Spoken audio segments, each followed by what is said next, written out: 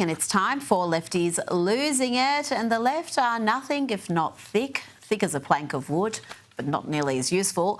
Let's hear from this Liberal woman who seems to think that if you have a credit facility, be it a credit card or mortgage, then you are essentially on welfare. Get ready to be assailed by stupid. If you have a credit card and you hate people who ask for handouts, you are a person asking for a handout. A credit card is somebody else's money. So for all you right-wingers who are all, oh, stop giving people handouts. If you have a credit card, you're a hypocrite. Yeah. Oh, she got us there. How can we ever respond to that razor-sharp analysis except to say that unlike a handout, you have to pay back the credit card with interest if you don't pay it back in full by the due date. So not at all like a handout, but our genius financial advisor was not done yet. She has more analogies. Did you buy your house flat out? Did you write a check for the full amount for your house's value? No, you did not. You got a loan. You asked for a handout because you couldn't afford a house. The credit system is a handout. And the fact that most of you can't see this. Go back to school. Yeah, folks, go back to school. Then you can be so spectacularly stupid that you think it's a good idea to showcase your ignorance on the internet. Now let's check in with Dylan Mulvaney, the Bud Light destroyer who mocks girlhood for a living. He's gone from posting content like this. Excuse me, where's the women's restroom? Sorry, ma'am, you're not allowed into the women's restroom. Well, I guess I'll just piss on the floor. Piss on the floor. Piss on the floor. Piss on the floor. I'm pulling my panties down like a hoe, cause I'm about to piss on the floor.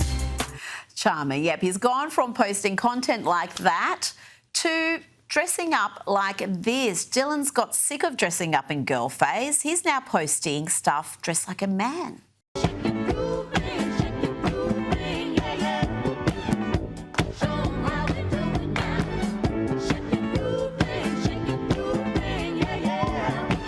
So let me get this right. Dylan is now a man pretending to be a girl, dressing up like a boy. Sounds like a useful thing to do. Here is Dylan dressed up as an old man to promote his new show. They have matinees. They've got matinees on Saturday and Sunday. 5 o'clock on Saturday and I think 3 o'clock or maybe 3:30 on Sunday. Get your tickets now. Hey! Let's hear from the mayor of crime-riddled Chicago. Here he announces that he's effectively banning ICE agents from his city, anything to frustrate the Trump administration's efforts of deporting illegal immigrants breaking the law. And today we are signing an executive order aimed at reining in this out-of-control administration. The order establishes ICE-free zones. That means that city property and unwilling private businesses will no longer serve as staging grounds for these raids. The Democrats certainly seem to have a permissive attitude when it comes to criminals, and it's not restricted to illegal immigrants. Listen to Seattle Mayor Bruce Harrell, who thinks criminals don't belong in jail. They deserve understanding. The criminal system has had a disparate impact on black and brown communities. Let me lead with that. So when this person is committing 6 or 7 crimes, I don't know his or her story. Maybe they were abused as a child. Maybe they're hungry. So my remedy is to find their life story to see how we could help first. I have no desire to put them in jail, but I need to protect you. So it's no surprise that these blue cities have turned a blind eye to the violence of far-left activists, including Antifa, and so has CNN. They even object to these politically motivated criminals being called terrorists. You keep calling them terrorists, but isn't that hyperbolic to call them terrorists? What is? If anything, I'm understating the severity of the situation. What issue was more central in 2024 than turning back the border invasion? And since the day we came in, ICE officers have been subjected to a nonstop campaign of physical violence and harassment. every single day. And Stephen Miller was not done yet. Watch as he schools the CNN anchor who thought he had a gotcha moment. Democratic president someday calls the National Guard to a red state over what they see as open rebellion, but is what amounts to a demonstration that gets rowdy.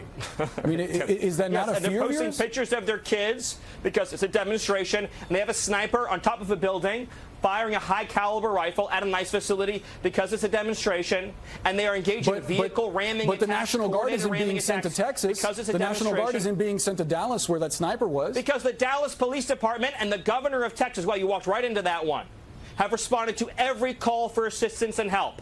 They gave a stand-down order in Chicago, and they gave a stand-down order in Portland. Do you realize that there's 11,000 federal law enforcement officers in Oregon? That's larger than the size of the FBI. Local and state police are resourced to deal with this kind of riotous assembly, but they have refused. They've been given a stand-down order. And the dumb questions from CNN weren't just about Antifa. Listen to this. Is it the case that, as Pritzker frames it, you are profiling brown people, that this immigration crackdown is designed to go after people of color?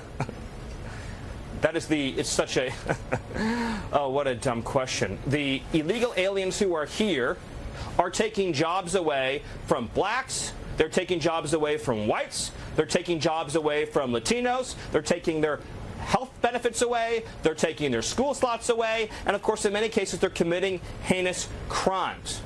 We cannot have a system of law in this country that privileges illegal aliens over American citizens, and that's what they're doing. You know it, and I know it. OK, you think after that the CNN anchor would move on.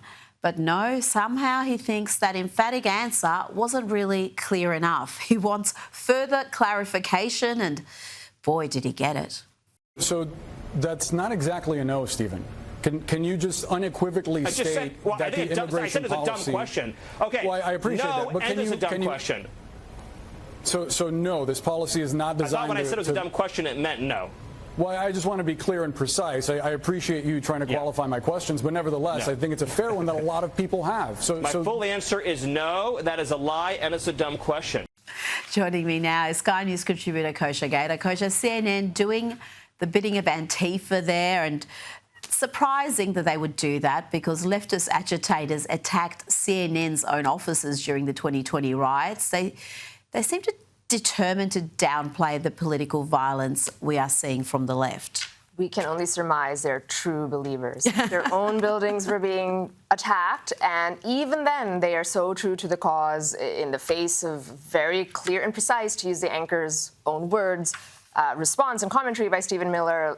He's like, I just want to be precise. Are you going after black and brown people? It's again, sort of like they just have this very limited barrel of cards or words that they play, and race is one, and skin color is one, and there's a couple others, and they just keep going back to that. They're not able, they need more range. They should broaden the way they interview people. I mean, you only have to look at Antifa's antics to see how violent, how lawless this group is.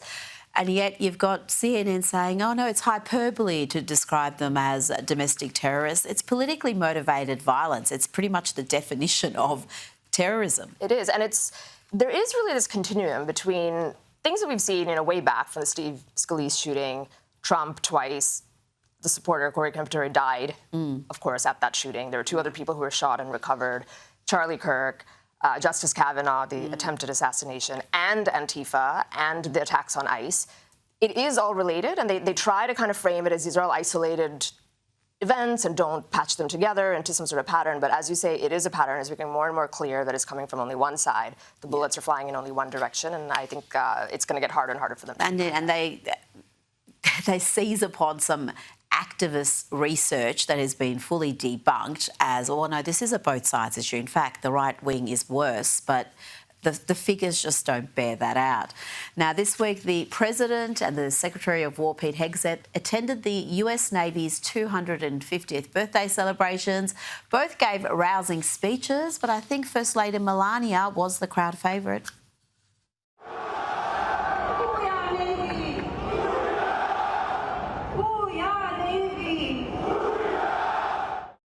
Secretary of War Pete Hegseth emphasised the importance of unity and love of country. Your diversity is not your strength. Your strength is your unity of purpose, your shared mission, your love of country. And President Trump ended his 45-minute address with his iconic dance moves.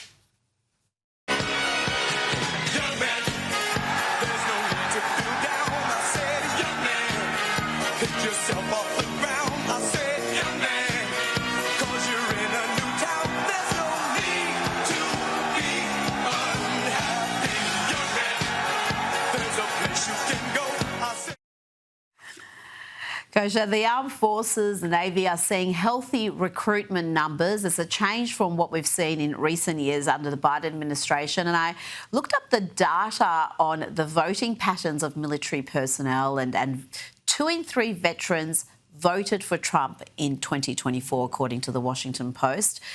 That's pretty emphatic support for the Republicans. Indeed, emphatic it is. The numbers are almost back up to where they were right after 9/11, which is when there was this very natural, organic surge in patriotism and people signing up to serve. And then it's been on the steady decline since then, totally plummeting under the Biden years, and it comes back up. I think big picture, it is downstream from leadership and just what it looks like to follow real leaders that you want to follow, right from President Trump all the way down to Pete Hegseth and below.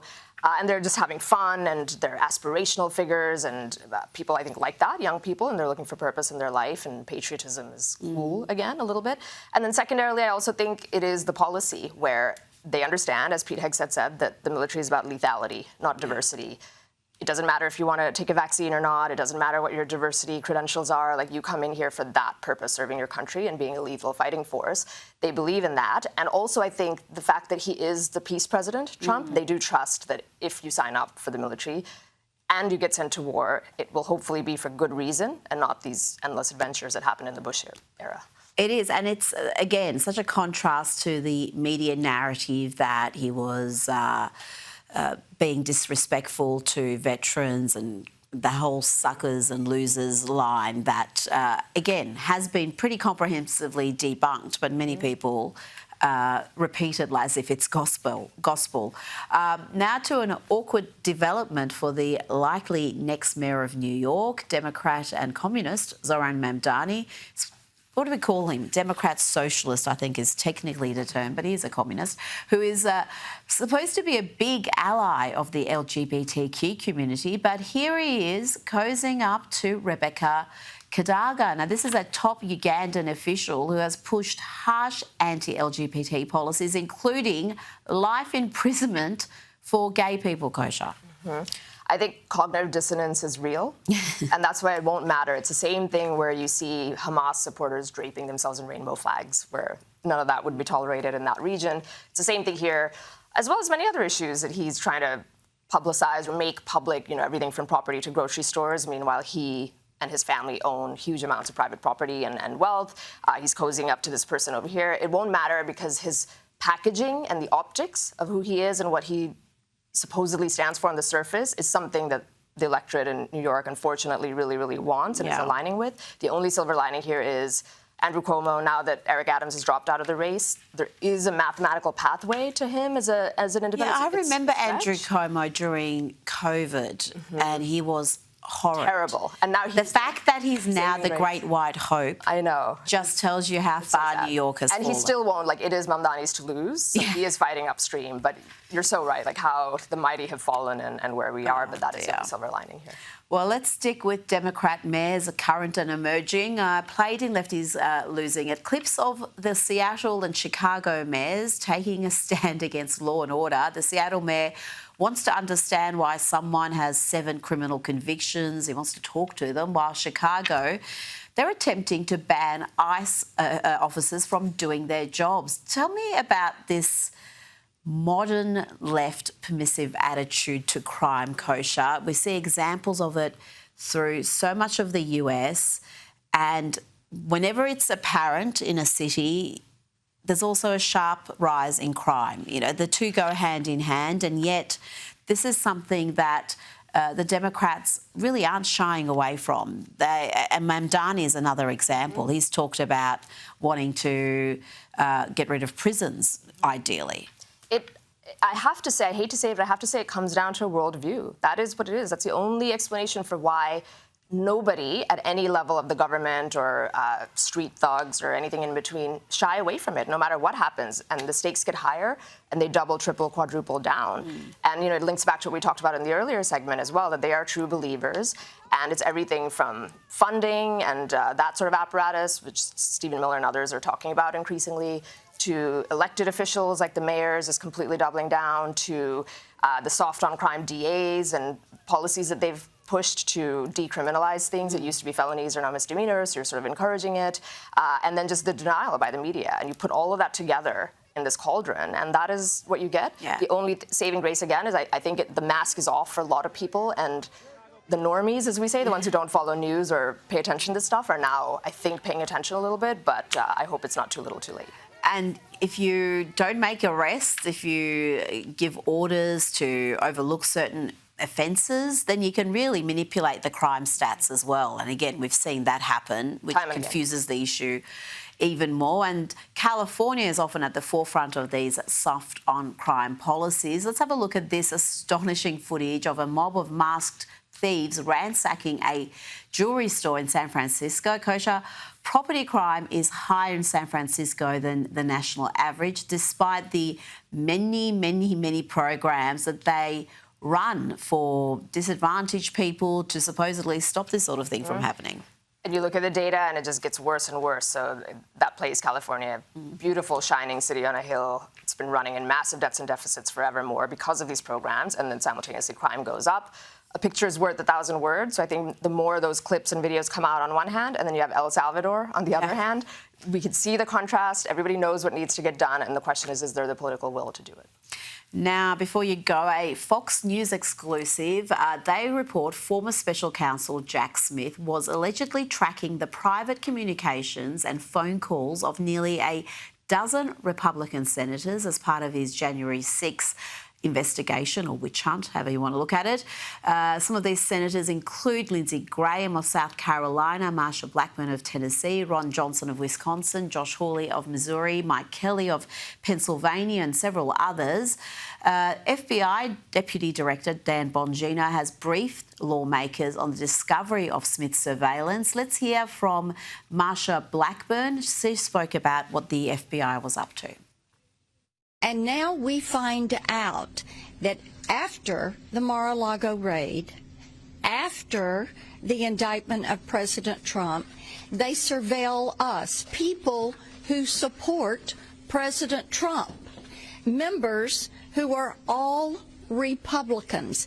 But it shows you how out of control and rotten to the core and politicized the FBI had become, and how they had absolutely no problem at all whatsoever with political weaponization. Politicised and rotten to the core. Strong words there from the Tennessee senator. Indeed, the scale and scope of the scandal, because that's really what it is, the lawfare scandal broadly against Trump, his top aides, his supporters, and now even just lawmakers who happen to be Republican or notionally support Trump. A lot of the people on that list aren't even diehard types, as we know, but they are Republicans. It just keeps getting worse and worse. The other side of the story, though, here, I think that's getting a lot of people angry is the difference in how both sides wield power. So those were strong words, but all we seem to get from the Republicans are words. They were in charge of Congress when Jack Smith's investigation that undergirded this scandal broke. They had the power of the purse to defund that. They had other things that they could do or can still do, and they just seem to always be writing these strongly worded letters, issuing words, saying things like, let's get to the bottom of it, meanwhile the clock is ticking. And that is something that's getting a lot of people very angry, but there's a little bit of hope that maybe this time is different and you will start to see indictments. Saw a little bit with James Comey, but hopefully there are others coming down the pipe. Absolutely. It's time for accountability, because I think faith in these institutions is just going to keep decreasing until there is some accountability. Kosha Gator, thank you so much. Thank you. And on this program, we showcase the political violence of the far left, who prove time and time again that they're not interested in articulating their views. They have only one answer, and that is violence. A warning for what you're about to watch. Not the point. What I'm saying. That's really.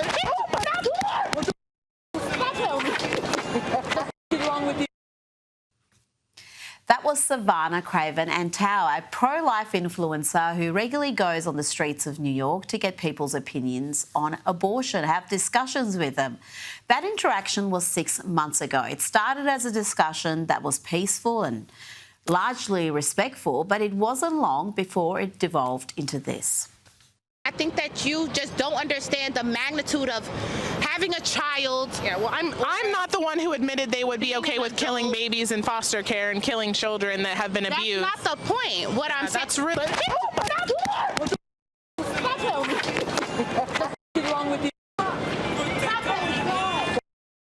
Now, Savannah was left bruised and bloodied after that attack. She had thousands in medical bills, she needed stitches, and yet, despite the entire attack being captured on camera, the attacker, Brianna Rivers, will not be facing criminal prosecution. Let's bring in Savannah Craven Antau. Savannah, the woman in that video, Brianna Rivers, was charged with second-degree assault, but the case has now been dropped.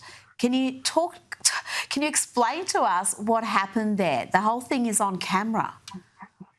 Correct. Yes. Well, the Manhattan DA, Alvin Bragg's district attorney's office in Manhattan, they just care more about criminals instead of victims. I believe that this was politically motivated. What happened here was that they missed a key filing deadline. So the evidence that I provided to the head DA in his office, right to him, was right in front of him when I gave him all of the video evidence, decided that he was not going to meet that deadline to give all the evidence over. And with that, there was no evidence provided. Therefore, in 90 days, the case just timed out.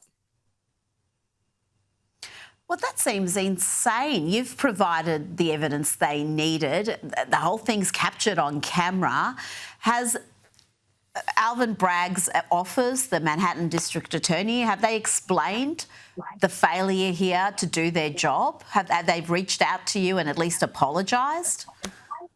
Yes, they offered me an apology via voicemail after they had to start doing damage control because the New York Post, my video went viral, and a lot of other major news outlets, including Fox, and now, thankfully, Sky News is talking about this. It's an injustice, not just for me, but for anybody who wants to go out, use their First Amendment right, and speak their mind peacefully. It's also an injustice for the millions of babies that are aborted every single year across the world.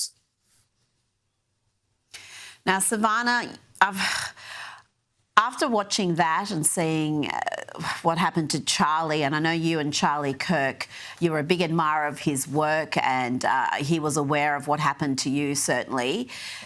Are you now afraid to go out and have these discussions with people in good faith? Because the violence of the left, the political violence, is undeniable. It's on the rise. How do you feel going out on the streets and having these discussions? Right. Well, of course, it's always a concern that each time I go out, not even when I'm just going to film, but wondering if somebody who supports Brianna Rivers' actions, if they see me out on the street, are they going to try to do something as well? Because this case being dropped, the message that it sends is that I can go hurt someone that I disagree with and I can get away with it. It's disgusting. But the thing is that I believe in God. He is my savior. And he told us that you will be persecuted if you aim to live a life in Christ Jesus. And so I cannot be fearful. I cannot cower to these people because they may not be physically weak, but they are weak-minded. And that just goes to show that they turn to violence when they can't step up to a microphone and have a conversation. In order to create a better country and a better world, we have to continue trying to have these conversations to change minds and move our country forward. Now, just last week, you interviewed some college students about Charlie Kirk's death. Let's have a look at one of those responses. I'm glad that he died. He don't give a about me. And maybe that's crazy to say I'm glad that he died, but I just like to see when people of power that do bad things to people in community, I like to see them get their justice. Savannah, how prevalent is that sort of attitude on college campuses? It is just so cruel and callous, and it's still shocking to hear that. How many others you spoke to felt that the way that person did? Right. Well, I would say about half of them agreed that, it was justified, that the reason that Charlie Kirk was murdered was because he was met with what he believed in and what he taught, which is just, it's so disturbing because the Second Amendment is not meant to be used to just go around and murder people, but rather to protect yourselves from those who aren't going to follow the law. And an interesting thing about this particular interview, this conversation, is that the reason this person, this young man, said that he felt he could say that was because he doesn't know him. It's the internet and people make memes and it's funny. So I decided to ask him, would you look me in the face and say that I deserve to die? Because I agreed with 99% of what Charlie believed in. And he could not tell me to my face that he thinks that I should die. And so that's why we go out and have these conversations. This is why Charlie went out and had these conversations, because the internet is such a dehumanizing tool, right?